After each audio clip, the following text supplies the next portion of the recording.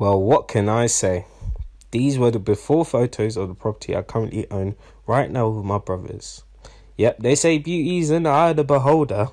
Well, I guess we must have been squinting really hard at this property then. This final picture just sums it all up. At the state that we bought this property, it was an absolute tip. You know what you're watching. DS Learning Finance. Whoa. Towards the end of last year and the beginning of this year, I actually bought a property, guys. Yeah? I don't know if you guys remember me telling you this, but I definitely told you. And for you new subscribers, I own a property. Yeah.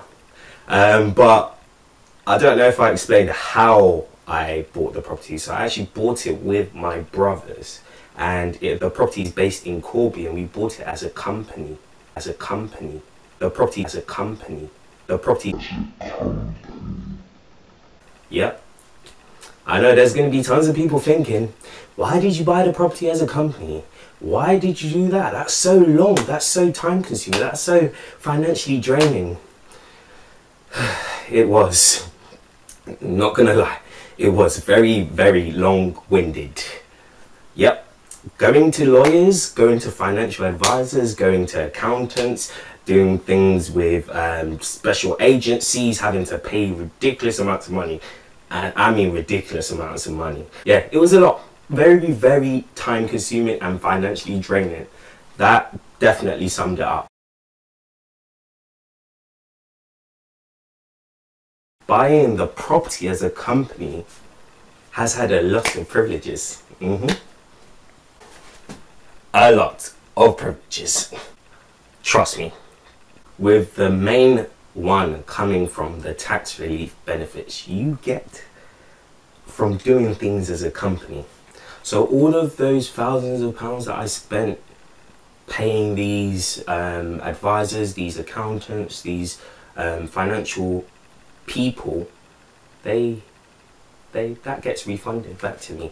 Well, not back to me, but back to the company in terms of tax. And every time I go down to the property, the money that I spent on my petrol gets refunded back to the company. So effectively, instead of me obviously giving that money back to whoever, the company that is involved with that purchase. So if I went to a petrol station, I'll be giving my money to Shell or BP. Yeah, I don't mess around with any other petrol stations. But yeah, Shell and BP mainly go to. But anyway, I'm sidetracking there, okay? What I'm trying to say is that, yeah, instead of me giving my money directly to those companies, what I'm actually doing is I'm indirectly giving my money back to my company again. It's so sick, yeah? Like, honestly, it's so sick, yeah? You can have a meal and claim that back. So you basically had cheeky Nando's for free. Do you get what I mean? You can have, obviously you can't take the mick, like, no noble, like restaurants, nah, that's a bit cheeky. But nonetheless, you can claim most things via tax when you buy things as a company. Granted, it's a lot of hassle, it's a lot of going the extra mile to establish a company, but once it's established, it's one of the best tools you can use to buy a property with. This journey has not been easy, guys. Not at all. Trust your boy. But I've learned a lot of things. One of them being patience and perseverance. Having a property, spending money on a property, the amount of money you have to spend even just from that is so much that everything that happens is literally slow motion. So when you do up the property, you've got to really be patient, because the amount of money that you're spending is so big, it's so large, that to move quickly you don't have that privilege anymore. So you just have to really be patient, and you have to be persevering through all of the hardships. Now I can tell you firsthand, it is very hard being 200 miles away from the property, because if you had a property nearby you, it would be easy because you could go over the weekends to obviously do more work.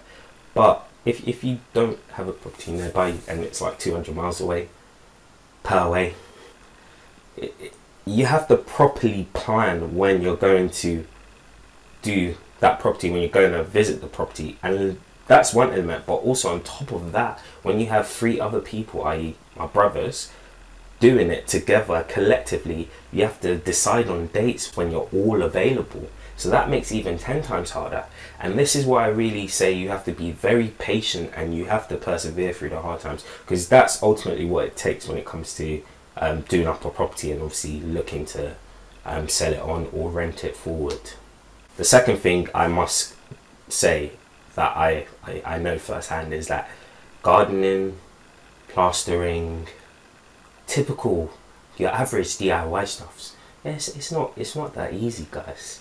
Like, my respect for gardeners, plasterers and builders literally shot through the roof. Like, there's Jesus, God, Holy Spirit, you know, on that level, then family, friends, and then there's gardeners, plasterers and builders. Yeah, that work is very hard. But in all seriousness though, what I've also learned is that for you to start a company with other people, you really have to make sure they're people that you can trust. Yeah, because God knows, I love my brothers, but I can only handle them in small amounts. Small amounts, yeah. So you've got to really understand the people that you're entering this company with, you're starting this company with, to maybe buy this property or do whatever you're doing. This just doesn't apply to properties, but it applies to everything in terms of you starting up a company with someone. You really have to know who they are at their downtimes and at their uptimes. You need to cover all spectrums, because it's just important. Like, there are going to be hard days, there are going to be days when you're not agreeing. There were tons of days when we didn't agree, but it's the understanding nature that we each have and the respect we have for each other that obviously ultimately makes us progress forward with this property. So what I'm trying to say is with family, be extra cautious, because they're just annoying, and very annoying. Love you, bros.